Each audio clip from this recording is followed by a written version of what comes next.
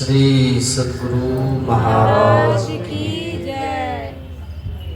श्री सद्गुरु महाराज की जय। श्री सद्गुरु महाराज की जय। तेहं सदा परिभवगनमभीष्टदोहम् तीर्थास्पदं शिवविरचिनुतं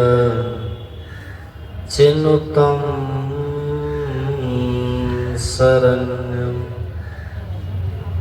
भृत्यार्तेऽहं प्रणतपालभवाब्धिपोतं वन्दे महापुरुष ते चरणारविन्दम्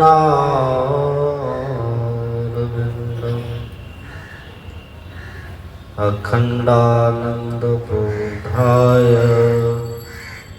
शिष्यसन्तापहार सच्चिदानन्दरूपाय रामाय गुरुवे बोलिए प्रेम से श्री सद्गुरु महाराज की परमाराध्य सद्गुरुदेव महाराज जी के पावन श्री चरणों में बारंबार नमन। पूज्य गुरुजन, सत्संग प्रेमी महान भाव, पूजनीय माताओं एवं भक्तिमती वर्ग, आज हम लोग कटिहार जिला के मिर्चाई में आदरणीय क्या नाम है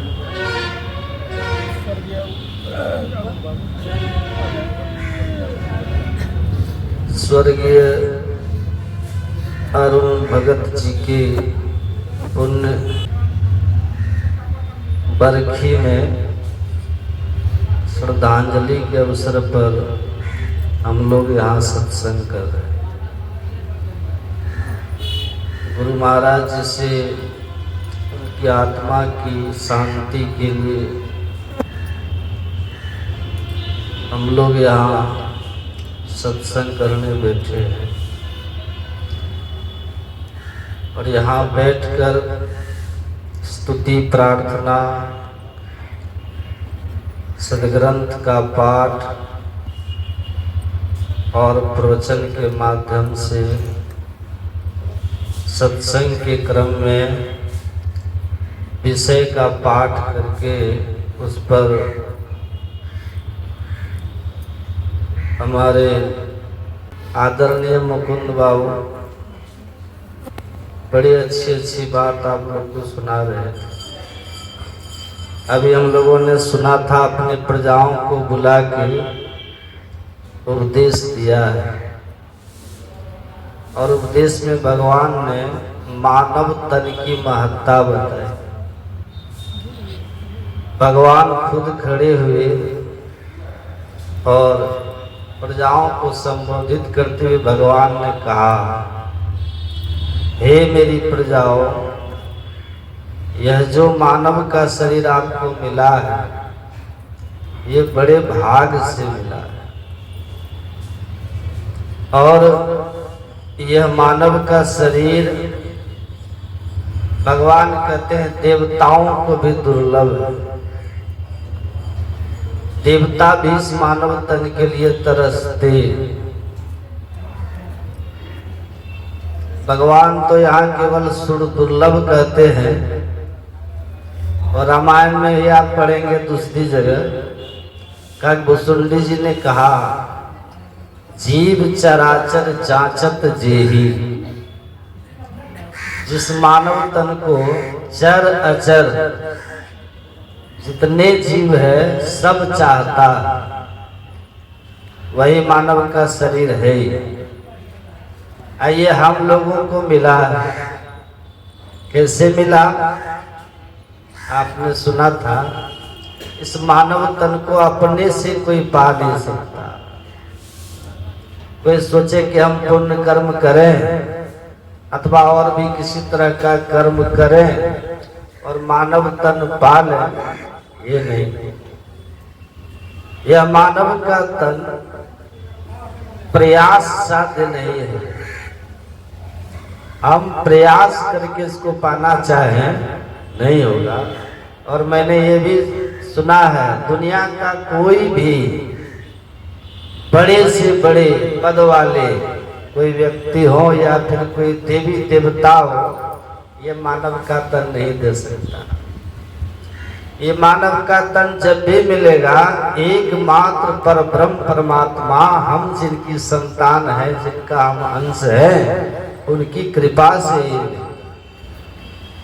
वही आपने भी पाठ में सुना, भगवान कहते हैं, आकर 4,84,000 योनि भ्रमत यह जीव विनाशी, फिरत सदा माया कर प्रेरा, काल कर्म स्वभाव गुण घेरा। भगवान कहते हैं 4 खानियों में 84 लाख योनिया। 4 खानी कौन सब है? अंडज, पिंडज, उष्मज और अंकुरज। ये 4 खानियां। और इस 4 खानियों में 84 लाख प्रकार की योनियां कौन सब है? एक संत ने ये भी गिनाया। संत कहते हैं 30 लाख स्थावर जानो। स्थावर कहते हैं जो एक ही जगह पे स्थिर होकर के रहे। संत कहते हैं स्थावरों का जो प्रकार है, इसकी जो क्वालिटीज है, वह 30 लाख प्रकार का। पेड़ पौधा पहाड़ जो एक ही जगह पे स्थिर रहते हैं। अब पेड़ भी है तो तरह तरह का पेड़, पौधा है तो विविध प्रकार के पौधे, बहुत कुछ। तो इसका प्रकार कितना है? 30 लाख प्रकार, गिनती कीजिएगा। और फिर जो जल में चलने वाले प्राणी, जो जलचर है, उसका प्रकार है 9 लाख। 9 लाख सब जलचर जान। तो 30 और 9 कितना हो गया? 39। 11 लाख कृमि कभी गाए। कृमि कीड़े मकोड़े कीट पतंग, इसका प्रकार है 11 लाख। 39 से 11 50। 20 लाख पशु जानो भाई। 20 लाख है पशुओं का प्रकार। तो 50 20 70। 10 लाख पक्षी गण बताए। पक्षियों का प्रकार है 10 लाख। 70 10 80। 4 लाख बानर समुदाय। जब यह 84 कट जाई, तब मानस के तन पुनि पाई। अंतिम में 4 लाख प्रकार का बंदर है। आपने देखा होगा बंदर कितने तरह के होते हैं। कहीं देखिए काला मुंह वाला लंगूर लोग कहते हैं, कहीं देखिए लाल मुंह वाला, तरह तरह का 4 लाख का प्रकार बंदर है। ये सब मिला करके 84 लाख प्रकार की योनियां।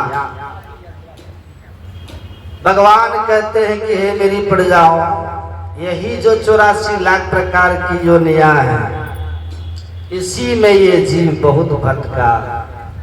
84 भुगती घनी, अब बहुत सही जम मार। जम की मार बहुत खाए। अभी जो आप हम मनुष्य बने हैं ना, कितनी सुंदर व्यवस्था है, देख रहे हैं ना। भूख लगती है भोजन कर लेते, प्यास लगती है तो पानी पी लेते, काम करते करते थक जाते तो विश्राम कर लेते, गर्मी लगती है पंखा चला लेते, कूलर चला लेते, सर्दी लगती है रजाई की व्यवस्था कर लेते, कंबल की व्यवस्था कर लेते, हीटर चला लेते। ये सब तरह का संजोग इस मानव तन के लिए है। इसलिए भगवान सुने ना पाठ में कर रहे थे, साधन धाम। इस मानव तन में सब तरह की व्यवस्था है, साधन करते व्यवस्था, सब व्यवस्था है। तो भगवान ने ये जो मानव का शरीर आप हम सबको दिया, ये बड़ी कृपा करके दिया है। और 84 लाख योनियों में भटकते भटकते जब बहुत क्लेशित होते, पीड़ित होते हम जीवात्मा, तब देते हैं, शरीर देते हैं। अद्भुत बात है। आपने कभी देखा, जो भी मनुष्य हो सब 3.5 हाथ के होते, आपके हाथ से, दूसरे के हाथ से नहीं, अपने हाथ से सबके सब 3.5 हाथ के होते। आज जो बच्चा जन्म लेगा ना, आज ही उसको अपने हाथ से नाप करके देखिएगा तो वो भी 3.5 हाथ का होगा। और जो 50 साल के पुराने हैं ना, उनको भी नाप करके देखिए, वो भी अपने हाथ से 3.5 हाथ का ही होगा।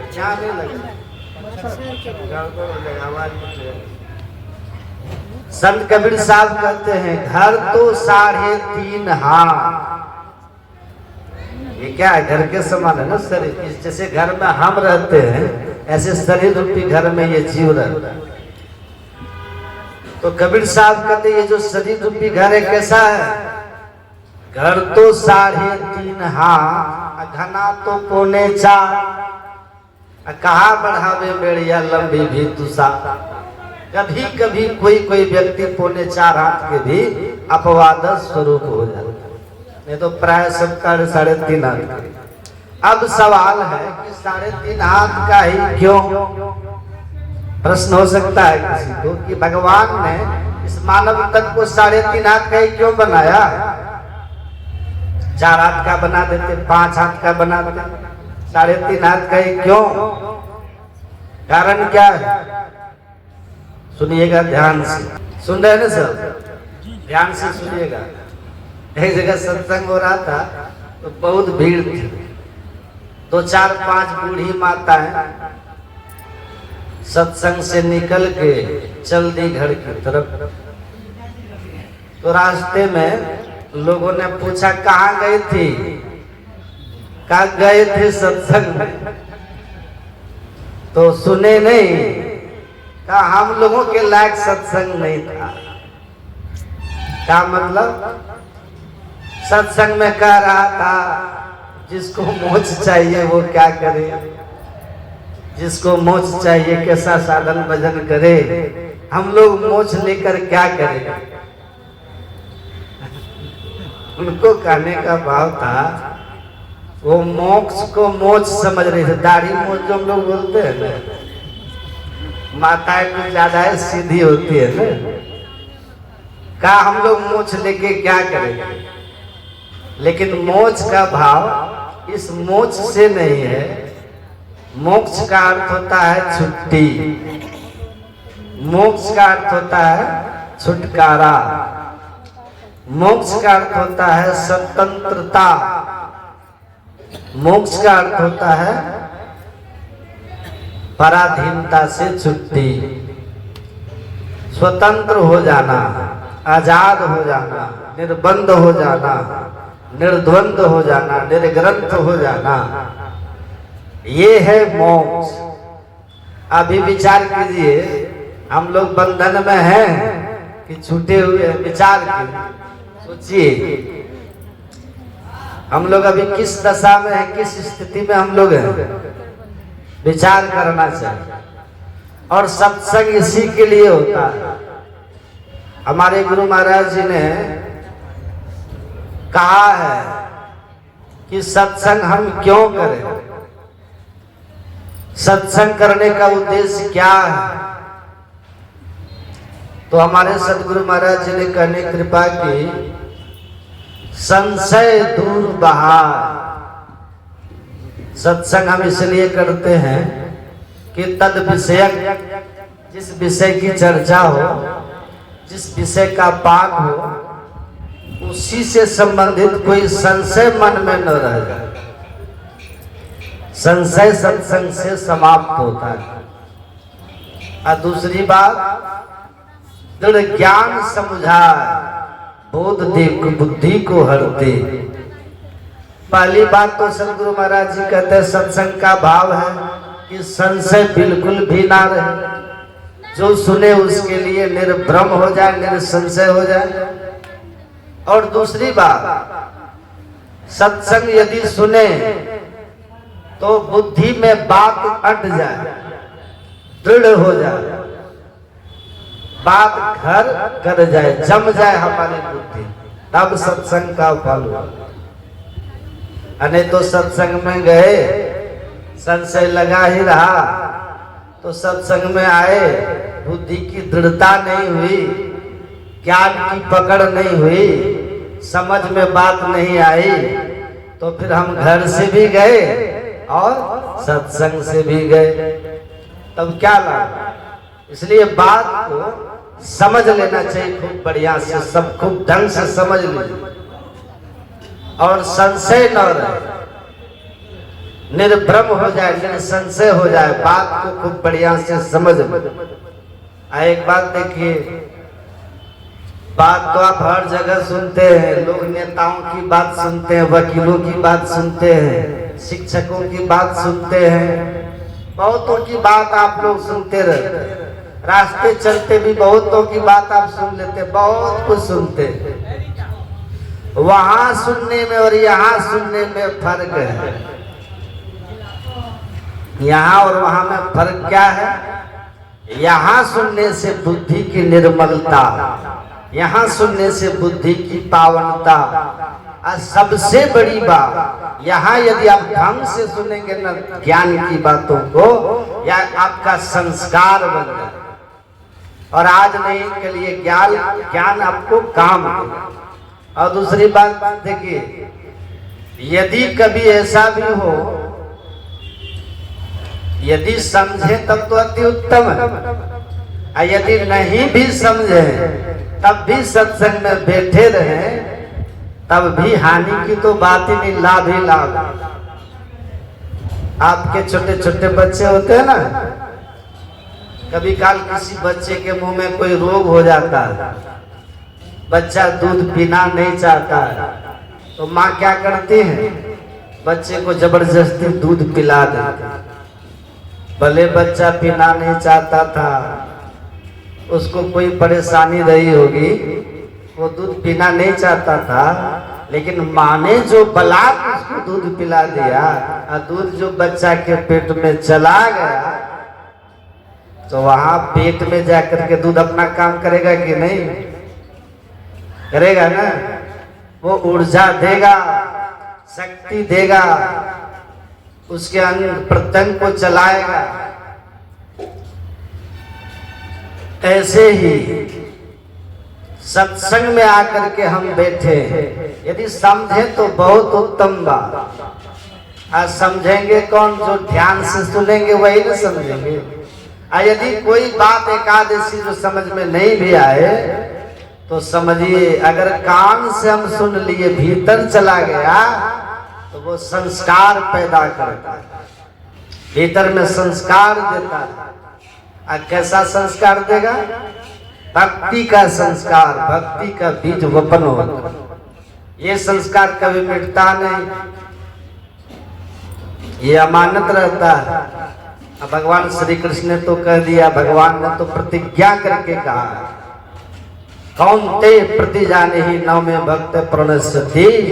हे अर्जुन, मैं संकल्प करके कहता हूँ, मेरे भक्तों का कभी नाश नहीं, इस ज्ञान का कभी नाश नहीं होता। भक्ति बीज बिन से नहीं, जो जुग जाए अनंत, ऊंच नीच घर जन्म ले तो संत को संत। भक्ति बीज पलटे नहीं, आए पड़े जो चोर, कंचन जो विष्ठा पड़े घटे न ताको मोर। ऐसा सुनिएगा ध्यान से। एक हाथ में कितना बित्ता होता है? नाप करके देखिएगा। एक हाथ में, अपने हाथ में अपने बित्ता से, सबके सब 2 बित्ता का होता है ना। और एक हाथ में 2 बित्ता, तो 3.5 हाथ में कितना बित्ता? 7 बित्ता हो गया। और एक बित्ता में आप नाप करके देखिएगा तो 12 अंगुल होते। एक बित्ता में 12 अंगुल, तो 7 बित्ता में कितना वर्ष थे? 84। ये 84 अंगुल का शरीर भगवान ने दिया। इसके पीछे राज क्या है? इसके पीछे रहस्य क्या है? मर्म भेद क्या है? एक ही बात है इसके पीछे। भगवान कहते हैं 84 लाख योनियों का चक्कर काट करके जो जीव इस मानव तन में आया है, इसलिए 84 अंगुल का है। और इसी मानव तन में रह करके हम 84 लाख योनियों में जाने के कारण को मिटा सकते हैं, इसलिए मानव तन 84 अंगुल का। दोनों बात। 84 लाख योनियों में भटकते भटकते हम मनुष्य बने, इसलिए 84 अंगुल का। और इसी मानव तन में रह करके हम 84 लाख योनियों से मुक्त हो सकते हैं, इसलिए 84 अंगुल का। अब सुनिएगा ध्यान, यही क्वेश्चन मार्क है, क्या बड़भागी क्यों है? इसलिए बड़भागी है कि कर्मण्यवाधिकारस्ते, आपको कर्म करने का, आपको कर्म करने का अधिकार है। कर्म करने का अधिकार है, फल का अधिकार आपको नहीं है। और केवल मनुष्य को ही कर्म करने की स्वतंत्रता है, और यही बड़भागीपन है। एक कुत्ता अपने पूर्वकृत कर्मों के बंधन में बंधा हुआ, उसको कोई स्वतंत्रता नहीं। आप हमारे आचार्य श्री कहते हैं कि घोड़ा गाड़ी चलता था ना पहले, उस घोड़ा गाड़ी में घोड़ा गाड़ी को कौन खींचता था? घोड़ा। पैसा किसको मिलता था? घोड़े को। किसको मिलता? घोड़वान को, घोड़सवार को मिलता है ना, घोड़ा गाड़ी के मालिक को। घोड़ा खींचा तो घोड़े को क्यों नहीं मिला? क्यों नहीं मिला? क्योंकि घोड़ा केवल भोग का अधिकार, सुख और दुख उसके पूर्वकृत कर्म पर है।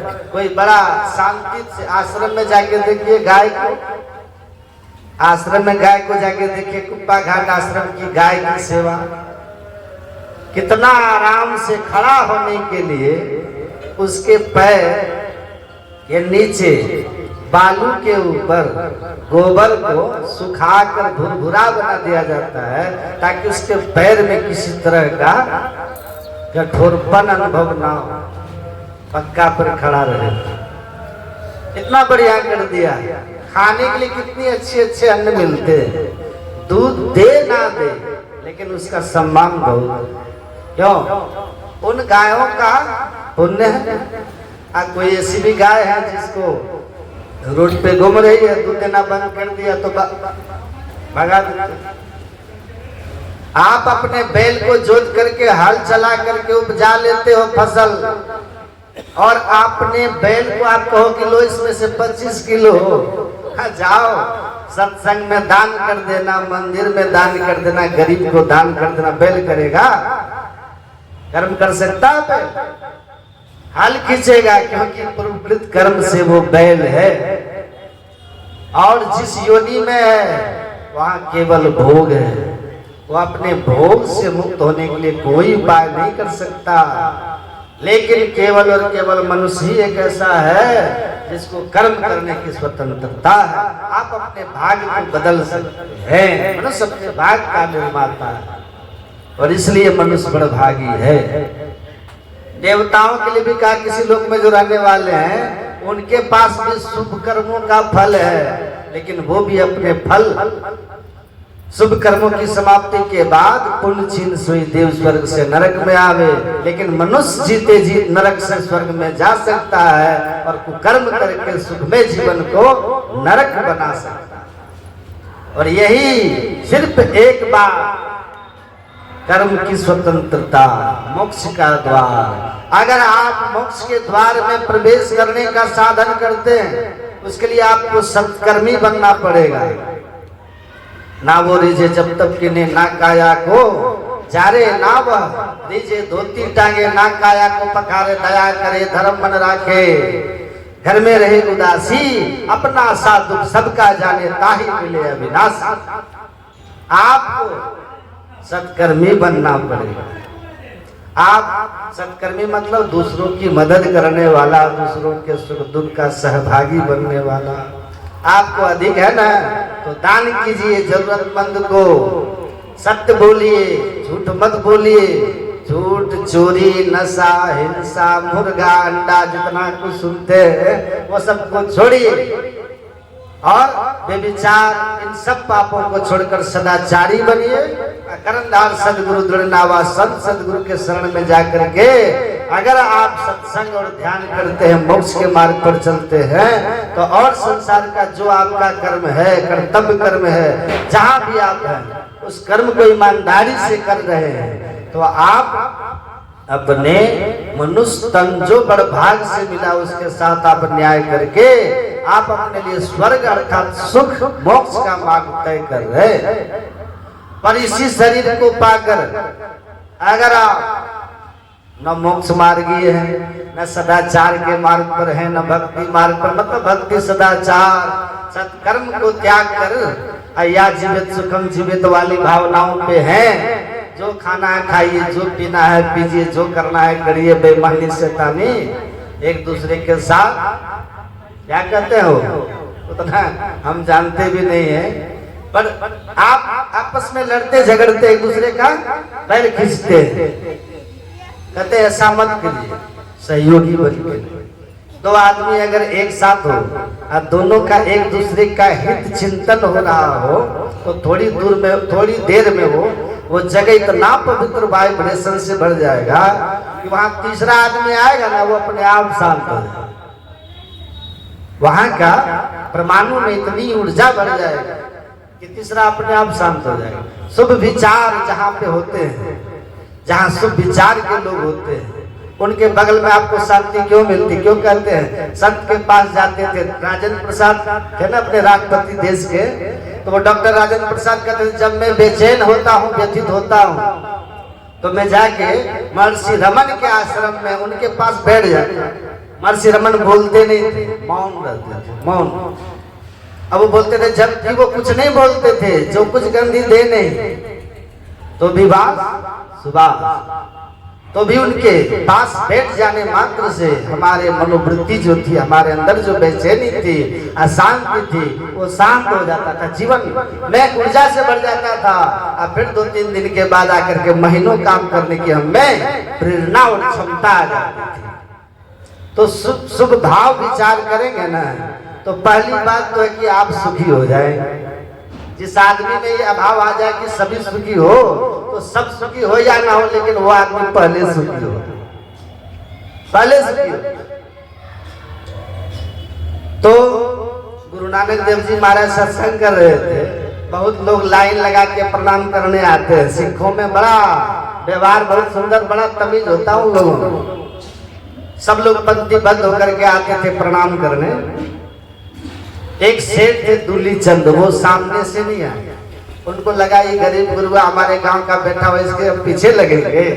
वो बगल से आए, आकर के सोना का 5 सिक्का रख दिए, स्वर्ण सिक्के, अब प्रणाम किया। तो गुरु नानक देव तो समझ गए, संत थे ना, धन का अहंकार है और अहंकार से सब कुछ भिन्न से, चाहे धन का अहंकार हो, विद्या का अहंकार हो, रूप का अहंकार हो, चाहे जाति का अहंकार हो, अहंकार जिसका भी जीवन में किसी कारण से है, वो विनाश की ओर ही ले जाता, पतन का मार्ग प्रशस्त करता। तो जैसे प्रणाम किया ना, ये क्या किए कि तुरंत अपने थैले से निकाल करके एक सुई उसको दे दी और कहा दूली चंद ये सुई तुम रखो, तुम हमको ऊपर दे देना। ऊपर कहा, सुई लेके कहाँ ऊपर? कहा मरने के बाद, तुम तो हमसे ज्यादा बूढ़े हो, अगर ऊपर चले गए तो सुई रखना, हमको वहां दे देना, थैला वेला कपड़ा उपड़ा सिएंगे। तो दूली चंद कहता महाराज फिर मरने के समय सुई कौन लेके जाता है? कोई कुछ लेके नहीं जाता, कोई कुछ लेके नहीं जाता। का बड़ा ज्ञानी हो, इतना ज्ञान है कि मरते समय कोई कुछ लेके नहीं जाता। काया हंसा संग आवा अजाता जोगी हिंदू न पावा। शरीर के साथ इस दुनिया में आते जाते समय शरीर भी छोड़ के जाते हैं, है ना, छोड़ के जाते हैं ना। एक साधु बाबा थे, उनको कोई कह दिया कि बाबा बाहर जाते हैं सत्संग करके आते हैं ना, बहुत माल रखे कुटिया। तो अपराधी तो जानते ही है, तो चार बदमाश शराब के नशे में चला गया। बोले बाबा माल निकालो, कहाँ रखे हो? तो बाबा बोले कि माल कहाँ है? जो थोड़ा बहुत था दे दिया। जब दे दिया तो वो लोग लेके कहा कि कहा लो बहुत है, तो 4,500। तो बाबा बोलने लगे जय गुरु महाराज 90 में, जय गुरु महाराज 90 में, जय गुरु महाराज 90। चोर सुना कहो हो, बहुत कुछ है छिपा के रखा। 5,000 दे के तब न कह रहा कि 90 में 5,000 से जान छूट गया। घूम के कहा तो पूरा कुटिया छान लिया। कह रहा है 90 में, 90 में कहे इसका सब कपड़ा उतार बहुत बनता है। एक लंगोटी छोड़ दिया लोग। एक टीला पे जाके वो खड़े हो गए, वहां भी करने लगे जय गुरु महाराज 90 में, जय गुरु महाराज 90 में।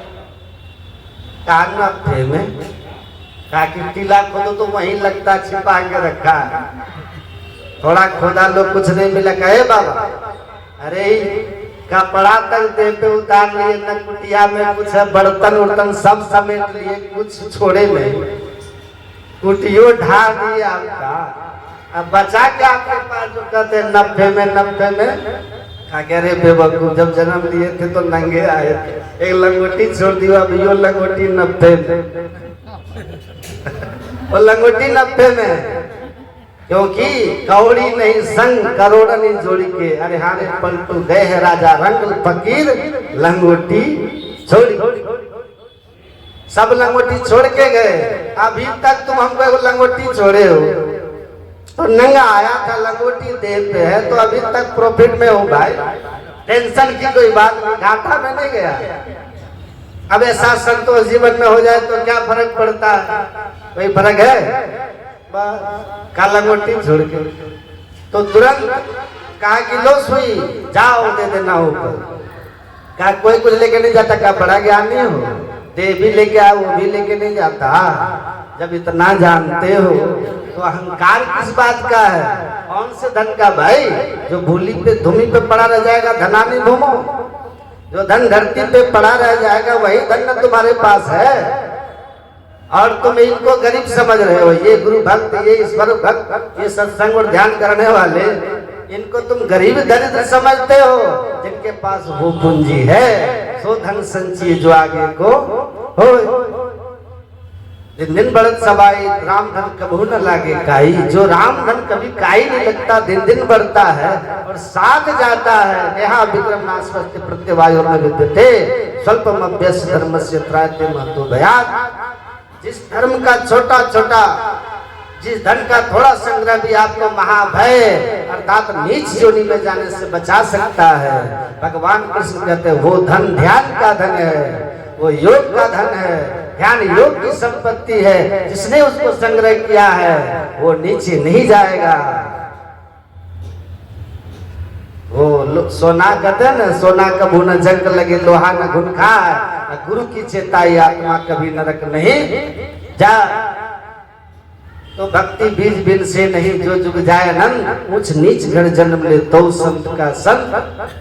भक्ति बीज पलटे नहीं आए पड़े जो कंचन जो निष्ठा पड़े घटे न ताको मोल। तो कहते आप ये भक्ति का बीज जब तक अपने अंदर में है तो ये गुरु भक्त आपको गरीब लग रहे हैं। जिनके पास राम धन है, भक्ति का धन है, जिनके पास ध्यान और सत्संग का धन है, जो साथ जाएगा, नरक से बचाएगा, नीच जोनी में नहीं जाने देगा। ये गरीब और दरिद्र दिखता है तुमको, तुम्हारे पास धरती पे रह जाने वाला सारा का सारा धन, जिसका एक कौड़ी भी लेके नहीं जा सकते हो संग, उस धन को पाके तुम इतने अहंकार से भरे हो तो तुम्हारा क्या हो? इसलिए गुरु महाराज कहे अरबपति खरबपति हो जाओ, बड़े विद्वान हो जाओ, बहुत रूपवान धनवान सब कुछ सम्मान के अधिकारी हो जाओ, लेकिन अगर तुमने दीक्षा नहीं ली और साधन नाम मोक्ष कर द्वारा पाई नहीं तो लोक सवारा इस मोक्ष के द्वार का ज्ञान सीखकर अगर अपना परलोक नहीं सवारे हो, इस जीवन के बाद के जीवन का नहीं सोचे हो, तो सो पर दुख पावे सिर धुंधनी पछता। तो आपको पछताना पड़ेगा। शरीर का जीवन थोड़े काल का, आत्मा का जीवन बहुत लंबा है। इस लंबे जीवन आत्मा की जो है, अमर आत्मा की, इसको संभालने के लिए आपको साधन करना होगा। अगर नहीं करते हैं, गुरुमुख नहीं हुए हैं, तो गुरु महाराज इसलिए कहे गुरु दयाल दया कर दिए भेद बताई, महाभागी जीव के दिए भाग जगाए। धनवान होकर भी आप अभागे हैं, पदवान होकर भी अभागे हैं, सम्मान वाले होकर भी अभागे होंगे, अगर मोक्ष के द्वार का भेद आपने गुरु से नहीं लिया। और यही बात बड़भागी बनाता है मनुष्य को। वेद लिया, साधन शुरू किया, सदाचार का जीवन है, कर्तव्य कर्म ईमानदारी से है, आप मनुष्य शरीर पाकर मोक्ष के मार्ग पर जा रहे हैं, उस अवस्था की ओर जा रहे हैं जहां आपके सामने देवता नतमस्तक होके खड़े हो जाएंगे। सतगुरु पशु मानस करे, मानुष थे सिद्ध सोय, दादु सिद्ध थे देवता देव निरंजन होय। जीवन में गुरु आते हैं तो आपके अंदर का बड़भागीपन जागृत हो जाता है, जागृत हो जाता है। पशुता रहती है, दुर्मति। दुर्मति क्यों है आपको? क्योंकि गुरु नहीं। गुरु नाम है ज्ञान का। जीवन में सदगुरु आएंगे, सद ज्ञान देंगे, तो आप दुर्मति को त्यागेंगे, सद सम्मति आप में आएगी। तो इसके लिए कहा कि गुरु करंधार, भगवान कहते गुरु के शरण में जाओ। पशुता भरा जीवन है मनुष्य का तब तक जब तक गुरु के ज्ञान में नहीं है, क्योंकि वो तब तक इतना ही जानता है, आहार निद्रा भय मिथुन सामान्य में तक पशु नारायण। आहार निद्रा भय और संतान उत्पन्न करना, ये तो पशु और मनुष्य में समान है। मैं देखा एक बगीचे में चिड़िया का घोंसला, वो चुन चुन के पत्ता लाती थी और इस तरह से घोंसले को बना रही थी। मुझे लगा कि किसी इंजीनियर को कहो तो दिमाग खराब हो जाए, इंजीनियर का दिमाग खराब हो जाएगा। चिड़िया घोंसला बनाती है और इतना बढ़िया बनाती है ना, वो घोंसला इतना अच्छा कि तार के पेड़ में है, आंधी आ रही है, घोंसला घूम रहा है, टूट के गिरता नहीं, और मुंह ऐसे नीचे से कि वर्षा कितनों बरस जाए एक बूंद उसके अंदर में जा नहीं, एकदम फुल वाटर प्रूफ, पक्की ढलैया, जोड़ भी नहीं छोड़ा है कहीं पे, ऐसा एकदम बना दिया। पेड़े उलट जाए तो घोंसला को कुछ होगा। क्या कमाल है, देख ली। 2 मंजिला। हाँ, उसको भी ज्ञान है घर बनाने का, आपको भी ज्ञान है। आप और चिड़िया दोनों समान है। दाना चुन के वो भी घोंसले में बच्चे को खिला रहे, आप भी घर में खिला रहे, समान है ना।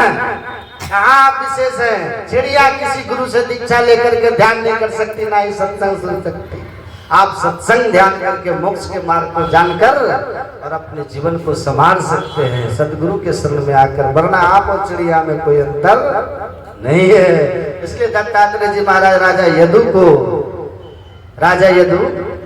यदुवंश जिससे उत्पन्न हुआ, उस यदु महाराज को कहते हैं यह प्राप्त मानुषे लोके मोक्ष द्वार मपावृतम गृहेषु शक्तस् ठगवत् तमारूढ़ं चित्तं विदुः।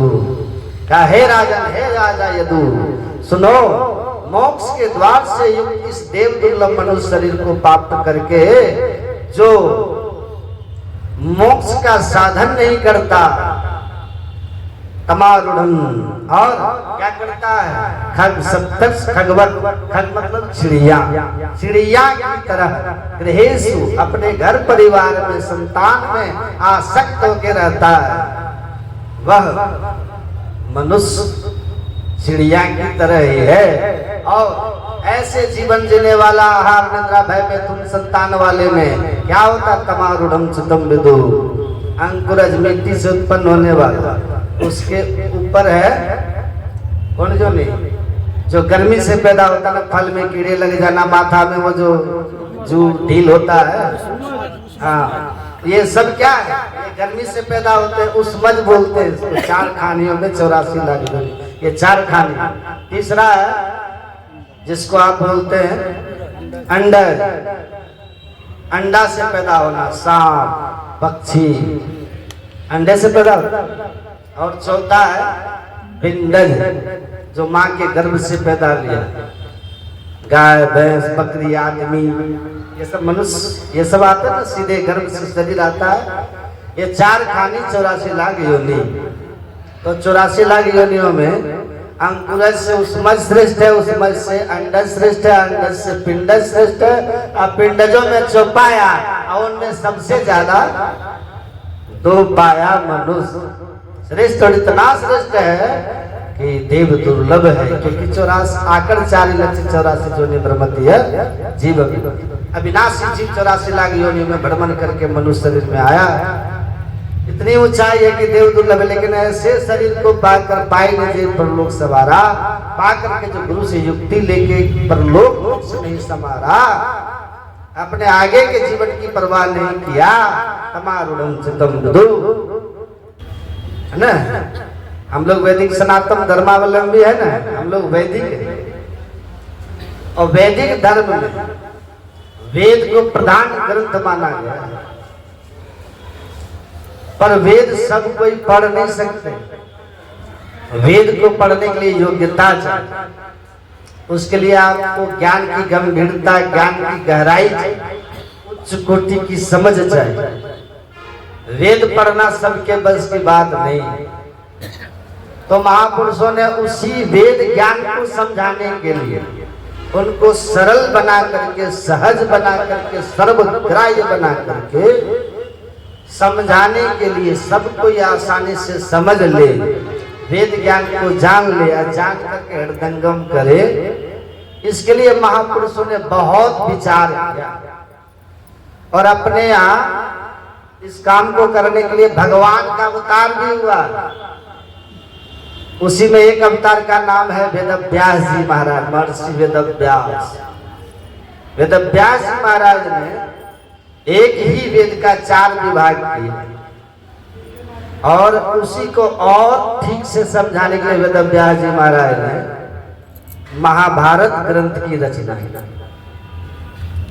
और भी खूब बढ़िया से समझाने के लिए और सरल बनाने के लिए वेदव्यास जी ने उसी वेद के भाव को, वेद के ज्ञान को, वेद के संदेश को समझाने के लिए वेदव्यास जी महाराज ने 18 पुराणों की रचना की। आज सबको पता है अपने 18 पुराण है ना, जिसमें 17 को तो पुराण कहते हैं और एक को महापुराण कहते हैं, जिसको कहते हैं श्रीमद् भागवत महापुराण।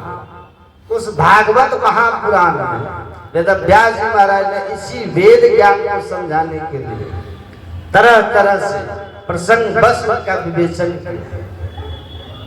आज सबको पता होगा इस भागवत ग्रंथ के जो मुख्य वक्ता है वो कौन है? सुखदेव जी महाराज। श्रोता कौन है? परीक्षित जी महाराज, है ना। तो सुखदेव जी महाराज ने परीक्षित जी महाराज से कहा, अथवा यूं कह दीजिए कि वेदव्यास जी महाराज ने ऐसा वर्णन किया, लिखा है, इस संसार में 3 चीज बहुत दुर्लभ है। दुर्लभ कहते हैं उसको जिसको पाना बहुत कठिन है, जो बड़ी कठिनाई से मिले, जिसको पाने की थोड़ी मेहनत करना पड़े, परिश्रम करना पड़े, दौड़ भाग करना पड़े, हिम्मत जुटानी पड़े, और तब मिल सके, तब उसका लाभ हो सके, उसी को कहते हैं दुर्लभ। वेदव्यास जी कहते हैं, लिखते हैं, इस संसार में 3 चीज बहुत दुर्लभ है, अर्थात इन 3 चीजों को पाना बहुत कठिन। कोई बहुत मेहनत करे, बहुत परिश्रम करे, बहुत पुण्य करे, जिनके भाग्यों का उदय हो जाए, अथवा जिन पर ईश्वर की बड़ी कृपा हो जाए, ये सब संजोग जब जीवन में लगता है, तब व्यक्ति को 3 चीजें भागवत में वेदव्यास जी कहते हैं, दुर्लभो मानुषो देहो, पहला यही नाम छन्भंगुरा, दूसरा तत्रापि दुर्लभम मन्ये वैकुंठ प्रिय दर्शनम, तीसरा। वेदव्यास जी कहते हैं संसार में जो सबसे दुर्लभ चीज है, जिसका पाना बहुत कठिन है, जो अपने से कोई व्यक्ति पा नहीं सकता, अथवा दुनिया का कोई व्यक्ति भी जो नहीं दे सकता, वो पुण्य करके पा सकता, न तो मेहनत करके पा सकता है, किसी के सहयोग से पा सकता है, न तो वो जो सबसे पहली वस्तु है, सबसे प्रधान पदार्थ है, वेद व्यास जी कहते हैं वो है मानव का शरीर। ये अपने से कोई नहीं पा सकता। आप बहुत मेहनत कर लीजिए, बहुत पुण्य कर लीजिए, बहुत दान कर लीजिए, बहुत यज्ञ कर लीजिए, और सोचिए कि अपने से हम मानव तन प्राप्त कर लेंगे, ये बड़ा कठिन है। वेद व्यास जी कहते हैं ये मानव का तन पाना बहुत कठिन है। मानव तन पा लिए तो फिर सब सुलभ हो जाता। मानव के शरीर में है तो सुंदर सुंदर भोजन भी कर लेते हैं। मानव के शरीर में है अच्छा कपड़ा पहन लेते हैं और अनुकूल कपड़ा पहन लेते हैं। अभी देखिए गर्मी का समय आया ना, गर्मी में जैसा वस्त्र आपको चाहिए, जैसा पोशाक आपको चाहिए, जो अभी के वातावरण के अनुकूल है, ऐसा कपड़ा आप पहन लेते हैं कि नहीं? ठंडी लगती है, चादर ओढ़ लेते हैं, कम्बल ओढ़ लेते हैं, स्वेटर पहन लेते थे, टोपी पहन लेते थे, अग्नि जला के घूरा ताप लेते थे, धुनी ताप लेते थे। ठंडी का समय मानव का तन आपको मिला, ये सब व्यवस्था आप कर सकते हैं कि नहीं? लेकिन और सब में ये व्यवस्था कुत्ता ऐसा कर सकता है, गाय ऐसा कर सकती है, अन्य कोई जीव ऐसा नहीं कर सकता। ये मानव तन में सब तरह की व्यवस्था अनुकूलता है। मानव ही बढ़िया बढ़िया भोजन बना करके, वो सुंदर महल बना करके तब उसमें रहने का सुख लेते। मनुष्य एक से एक भोजन बना करके उसका स्वाद लेते, रस स्वादन करते। गाय के लिए, भैंस की तो बस निश्चिंत वो हरी घास ही सब दिन खाएगा, वो बस कुट्टी भूसा ही खाते रहेगा। लेकिन मनुष्य कभी खीर खाता है, तो कभी पूरी खाता है, कभी तरह तरह का मिष्टान खाता, मेवा खाता। 56 प्रकार के व्यंजन कौन करता है? मनुष्य तो करता है। ये सब व्यवस्था है। इसलिए वेद व्यास जी कहते हैं ये मानव का तन जो अभी मिला है, जहाँ सब तरह की अनुकूलता व्यवस्था है, ये अपने से कोई नहीं पा सकता। मनुष्य बने तभी तो आप नेता भी बन जाते हैं। पहले मनुष्य बने तभी तो आप मास्टर साहब भी बन जाते हैं। पहले मनुष्य बने तभी तो आप डॉक्टर साहब भी बन जाते हैं, आप किसान बन जाते हैं, खेतीहर बन जाते हैं। आप पहले मनुष्य बने तभी तो आप बिजनेसमैन, व्यापारी भी बनते हैं। तो सबके जड़ में तो मानव का तन है। गाय ऐसा नहीं करती, भैंस ऐसा नहीं कर सकती, ये जंगलों का राजा जो शेर है वो भी ऐसा नहीं कर सकता। इसलिए वेद व्यास जी कहते हैं ये मानव का तन पाना बड़ा दुर्लभ है। और आप ये मत सोचिए कि आप शरीर हैं, ये मानव का शरीर हम लोग को मिला है। हम लोग कहने का मतलब हम लोग जीव है ना, जीवात्मा है। शरीर अलग है, हम लोग अलग है। शरीर है जड़, हम लोग हैं चेतन। शरीर है अमर, हम लोग हैं अमर। इसकी तो मृत्यु होती, इसका तो जन्म होता रहता है। इस शरीर में कभी बाल्यावस्था आती है, बच्चे देखते हैं, बच्चे होते हैं ना, फिर वही बड़ा होता है, उसमें यौवन आता है, युवावस्था, फिर वही वृद्ध होकर के बुढ़ापा उसको घेर लेता है। ये तो बदलते रहता है, पर इसके भीतर आप और हम है जीवात्मा। इसी जीवात्मा को ये मानव का तन मिलना बड़ा कठिन है। गधा का शरीर मिलना, घोड़ा का शरीर मिलना, गाय का मिलना, बैल का मिलना, कीड़ा मकोड़ा बनना, पेड़ पौधा बन जाना, लता बिटप बन जाना, पशु पक्षी बन जाना, जलचर बन जाना, थलचर बन जाना, नभचर बन जाना, जो आकाश में चलने वाले वो सब बन जाना बड़ा आसान। ये सब तो व्यक्ति कर्म करके पा सकता है, लेकिन ये मानव का तन पाना बड़ा कठिन। इसलिए वेद व्यास जी कहते दुर्लभो मानुष होते हो, ये मानव का तन पाना बड़ा कठिन। ये किसको मिलता है? जिस पर ईश्वर की कृपा हो, बस उसी को केवल ये मिलता है। तो ईश्वर कृपा के बिना कोई सोचे हम मनुष्य शरीर पाले, कोई जीव की कामना हो, मानव तन चाहते तो सब है। काकभुसुंडी जी महाराज भी कहते हैं रामायण में, काकभुसुंडी जी कहते हैं जीव चराचर जाचत जेहि, जितने चलने वाले जीव है और जितने नहीं चलने वाले जीव सभी चाहता है कि मानव का शरीर हमको मिले, सब चाहता, लेकिन पाना बड़ा कठिन है। और आपको आश्चर्य लगेगा, देवी देवता भी चाहता कि मानव का तन मिले, वचन किसी आम व्यक्ति का नहीं। कबीर साहब कहते हैं अगर वो काम करोगे तो नाम अमर हो जाएगा, उसके लिए बिना अपने नाम का समाधि मंदिर बना लो तब भी नाम अमर नहीं होगा, पुस्तक में नाम छपवा लो तब भी नाम अमर नहीं होगा, जहाँ तहाँ चौक चौराहा पर होल्डिंग लगा लो, नाम का प्लेट लगा लो तब भी नाम अमर नहीं होगा, अथवा बड़ी बड़ी सत्ता पालो तब भी आपका नाम अमर नहीं होगा। संत जिस तरह से कहते करने के लिए उस तरह से करो तो आपका नाम अमर हो जाए। एक बात कह दिया कबीर साहब कहते हैं जीवन जन्म राजपद, जीवन जौवन राजपद, अचल न रहता कोई, अचल रहेगा ये सब, अचल न रहता कोई। अब सुनिए, का कबीर सत्संग किए तीनों सार्थक हो। यदि आप सत्संग करेंगे ना तो सत्संग करने से आपका जीवन भी सार्थक, जन्म भी सार्थक, और जिस पद पे आप रहे हैं ना वो पद भी रहना आपका सार्थक हो जाएगा। और आपका जब शरीर छूटेगा ना, छूटने के बाद भी आपका जीवन अमर हो, जीवन अमर हो जाता। देखते हैं ना अभी भी लोग कहते हैं धरणीदास जी महाराज, संत धरणीदास कहते हैं ना, नाम अमर हो गया ना। अब वो जिस पद पे थे वो पद भी लोग कहते धरणीदास जी जो थे वो किसी के यहाँ काम करते थे, मुंशीगिरी करते थे धरणीदास जी, उनका पद भी देखिए अमर हो गया।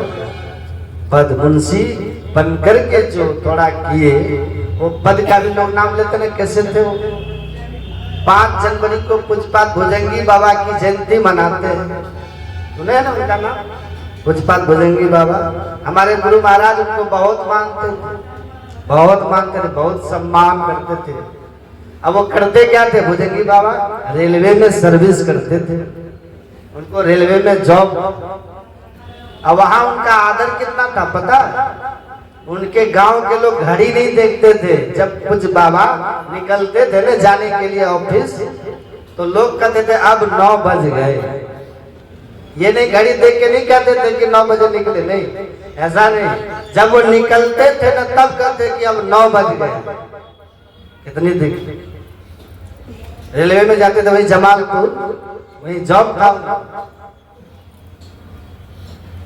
तो उनका भी नाम सदगुरु महाराज उनको बहुत मानते थे। महापुरुष कितने बड़े थे, उनका विवाह भी हुआ, उनकी पत्नी भी थी, पर पत्नी रहने के बाद भी कभी गृहस्थी का जीवन उन्होंने नहीं दिया, बाल बच्चा कुछ उनको नहीं हुआ। सोचिए कितने महान। और उनके पास कोई व्यक्ति गए गुरु महाराज के पास उनका शिकायत करने, उनकी शिकायत करने की, सरकार भुजंगी दास तो ऐसे, भुजंगी दास तो वैसे। तब कुछ बात सब गुरु महाराज ने उनको कहा, एक बात बताओ, 5 पाप है ना, झूठ है, चोरी है, नशा, हिंसा, व्यभिचार है, 5 पाप है ना। 5 पाप में से कौन सा पाप तुम करता हुआ उनको देखा? बोल, कब देखा? का सरकार देखे तो हम नहीं है, का देखे तो हम नहीं है। तब गुरु महाराज कहे जो देखा उसको बुला के लाओ, जो देखा उनको 5 पाप में से एक भी पाप करते उनको बुला करके लाओ। अब वहां झूठ बोल सकता है कोई गुरु महाराज के सामने? हिम्मत है कि नहीं? को सब पीछा गए। का तुम लोग झूठ मूठ का कलंक लगाते हो, बहुत स्नेह करते थे सदगुरु महाराज। अब उनकी नौकरी भी जो पद पे थे, राजपद हो गया ना वो। अभी लोग गुणगान करते हैं पूज्यपाद बाबा रेलवे में नौकरी करते थे। देखिए पद हमारा हो गया ना, जीवन भी सफल, जन्म भी सफल। श्यामा चरण लाहिड़ी का नाम सुने? वो भी रेलवे में सर्विस करते थे। देखिए जीवन जौवन राजपद, अचल रहे ना कोई, लेकिन कह कबीर सत्संग किए तीनों सार्थक। तीनों सार्थक हो जाता है। जीवन भी अमर हो जाएगा, नाम भी अमर हो जाएगा, जन्म भी सार्थक हो जाएगा, और जो रोजगार व्यापार आप करते होंगे उसका वो भी रह जाएगा। कबीर साहब ताना बना करते थे ना, आज भी लोग कहते हैं कबीर चाले हाथ को कहे न कोई पतिया, 5 टके का 2 पट्टा 7 टके को जाए। देखिए उनके रोजगार का भी अमर, सब अमर हो गया। आखिर ये कैसे हुआ? कबीर साहब कहते कह कबीर सत्संग किए। माता सबरी को क्या कहा था भगवान ने? प्रथम भगति संतन कर संगा। तो यहाँ जितने सब बैठे सब तो सत्संग ही कर रहे हैं, बैठे हैं ना सत्संग, सब सत्संग ही कर रहे हैं। तो क्या सबका नाम अमर हो जाएगा? हो जाएगा अमर? हाँ हो जाएगा, लेकिन कंडीशन है। इसमें क्या कंडीशन है? चलिए अपने गुरु महाराज जी के पास थोड़ा हम लोग चलते हैं। अमरता कैसे मिलेगी? कुछ बुझेगी बाबा को देखे आप लोग? एकदम साधारण भेष में रहते थे, उजला कपड़ा गिरुआ भी नहीं पहनते, लेकिन जहां रहते थे वहां गुफा खोद कर धरती में सुरंग बनाकर उसके भीतर ध्यान करते, आज समय से नौकरी करते। अब विचार कर। तो कबीर साहब कहते हैं कंडीशन है, सत्संग तो सब कर रहे हैं, सत्संग में सब बैठे, लेकिन किस सत्संगी का नाम अमर होगा? अब देखिए हमारे गुरु महाराज जी ने थोड़ा इसको संकेत किया, सुन लीजिए थोड़ा सा। अपने गुरु महाराज जी कहते हैं नित प्रति सत्संग कर ले प्यारा, तेरा कार सरे सारा। कबीर साहब तो तीन बात न गिना है, जीवन जौवन राजपति ने गिना है। आपने सतगुरु महाराज जी कहते साहब नित्य प्रति सत्संग कर ले प्यारा, तेरा कार सरे सारा। अब सुनिए, अब असली बात गुरु महाराज का, सार कार का निर्णय करके धर चेतन धारा, अधर चेतन धारा पिंड के पारा दसम द्वारे का। धर चेतन धारा, अगर चेतन का मतलब क्या होता है? चेतन का अर्थ क्या होता है? चेतन कहते ही उसको है जिसकी मृत्यु नहीं, जिसका नाश नहीं होता। चेतन का मतलब क्या? अविनाशी। चेतन का मतलब क्या? जिसका कभी नाश न हो। चेतन का मतलब क्या? जिसकी मृत्यु कभी ना हो, वही है चेतन। तो सत्संग कर रहे हैं हम लोग, लेकिन अमर कौन होंगे यहाँ? जो उस अविनाशी को, चेतन की धार को पकड़ लेंगे। चेतन की धार को जो पकड़ लेंगे ना, वही चेतन चैतन्य हो जाएंगे। और जब चेतन हो जाएंगे ना, जब चेतन की धार को पकड़ करके चैतन्य हो जाएंगे, जिस दिन हो जाएंगे उसी दिन से आप भी अमर हो जाएंगे, हम सब अमर। यही कंडीशन है, वरना जीरो हो जाएगा, जीरो ही रहेगा। संत लोग कहते हैं ईश्वर की भक्ति एक का अंक है। सबसे पहले ईश्वर की भक्ति, ध्यान, और तब सब साधन है शून्य। दान, पात, पैसा, पत्नी, बच्चा, कार, मोबाइल, जो ये जीरो है। ईश्वर भक्ति करते हुए जीवन में ये साधन आएंगे तो आपका सुख 10 गुना बढ़ते जाएगा, और न भी आए तो भी आप ईश्वर भक्ति का सुख अपने आप में आनंद है। परमात्मा आपको मिल जाएंगे तो अनंत सुख मिलेगा, उसके पहले ईश्वर भक्ति करते हुए इन सुखों से आपका जीवन ज्यादा सुखमय होगा, इन साधनों से। और ईश्वर भक्ति के बिना ये सब साधन अगर जीवन में आ गए तो भी जीरो ही हो। भीतर से आप कभी सुख शांति को, आनंद को अनुभव नहीं कर पाएंगे। कोई न कोई तन दुखी, कोई धन दुखी, कोई उदास, एक एक दुख सभी को सुखी राम का दास। तो सुख अगर चाहिए तो परमात्मा की भक्ति कीजिए। और भगतहीन नर सब सुख कैसा, लवन बिना बहु व्यंजन जैसा। इसलिए इस ज्ञान को ठीक ठीक पकड़ के रखिए, इसका अभ्यास करते रहिए। थोड़ा थोड़ा अभ्यास भी आपको महाभय में जब बचाएगा। जीवन कैसा है, जीवन की नश्वरता क्या है और क्या दुख होता है। छोटा सा एक बालक, बड़ा सुंदर सा बच्चा, जानते हैं अपने पिता के साथ में कार में बह गया। देख करके एकदम से उस बच्चे का तस्वीर देख करके मेरी तो एकदम अंतरात्मा एकदम भीतर से दर्द हुआ। सब कुछ सही था, चल रहा था, किसी को पता नहीं कि मौत सामने खड़ी है और एक झटके में सब खड़े। तो जीवन कल पर कुछ भी मत छोड़ना, सुबह शीघ्रम, शुभ काम शीघ्र करो, नहीं तो बस माया जोड़ी जोड़ी नर राखत जतन करी, कहत ही एक दिन मेरे काम आई है। तो ही तो मरत कछु बेरियो न लागे सट, देखत ही देखत बबूला से बिलइए।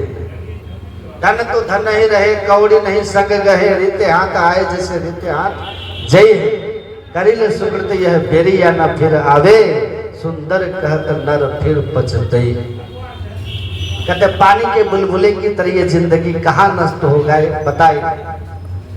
लेकिन हम लोग काल की पूरी सोच करके व्यवस्था करते रहते हैं, और जिंदगी ऐसी है कि तुरंत साथ छोड़ जाए, और अरमान सब धरे के धरे रहे। कहते उचित काम कर लेना, मानव तन मिला है, बड़ा अनमोल चोला है, बड़े जन्मों के बाद चोला पाया, देखो जी इसे दाग ना। गुरु गोविंद सिंह कहते बहुत जन्म भटके हो, अनेक जोनियों में मानव जीवन मिला है, दाग मत लगने दे। जो काम के लिए भगवान भेजे हैं ना, कि पाई न जेही पर लोग सवारा, पर लोग संभाल लेने के लिए, मोक्ष पाने के लिए, तो संसार का काम करते हुए कर्णधार रूपी सदगुरु के शरण में जाकर सब युक्ति लेकर के ध्यान भजन कीजिए। थोड़ा थोड़ा भी ध्यान भजन करते रहिएगा, ये संस्कार मनुष्य शरीर से गिरने नहीं देगा। कल के भरोसे कोई मत रहिएगा कि कल करेंगे। कल कौन देखा था बच्चा को, उसके बच्चे की जिंदगी, उनके पिता जानते हैं कार में थे, नदी पार कर रहा था, फाटक किसी का किस तरह खुल गया, इतना तेज धारा है कि नीचे का पुल के ऊपर से कारें बहा के लिए। सोचिए, एक क्षण पहले उनको ये भान था कि आज हम जो पुल घर से जो निकले हैं वापसी नहीं होंगे, कोई जानता? इसलिए कहा पांव पल की खबर नहीं करे काल की साज, काल अचानक मारसी ज्योति उतर को बाद। तो टाला टूली दिन गया, टाला टूली में जीवन को मत छोड़िएगा, भजन भक्ति में अपने समय को लगाइएगा, शुभ काम शीघ्र कर लीजिए। भगवान कृष्ण कहते हैं थोड़ा थोड़ा भी भजन का अभ्यास करोगे ना ध्यान का, तो ध्यान योग का आरंभ की यही महिमा है कि थोड़ा थोड़ा भी कर रहे हो तो ये संस्कार मनुष्य शरीर से नीचे नहीं गिरने देगा। शरीर छूटेगा, स्वर्ग जाओगे, फिर मनुष्य शरीर में आओगे। गुरु महाराज की कृपा से हम लोग यहाँ पर सत्संग में शामिल हुए, और मैं एक बार फिर उस दिवंगत आत्मा की शुभ गति के लिए गुरु महाराज जी से प्रार्थना करता हूँ, ईश्वर से प्रार्थना करता हूँ, और आप सभी तमाम लोग जो इस सत्संग में आए, आप सब लोगों का भी मंगल हो, कल्याण हो। बोलिए प्रेम से श्री सद्गुरु महाराज। हाँ मल्यापन करवा दीजिए, मल्यापन करवाइए ना, पहले मल्यार्पण करवा लीजिए ना, मल्यार्पण।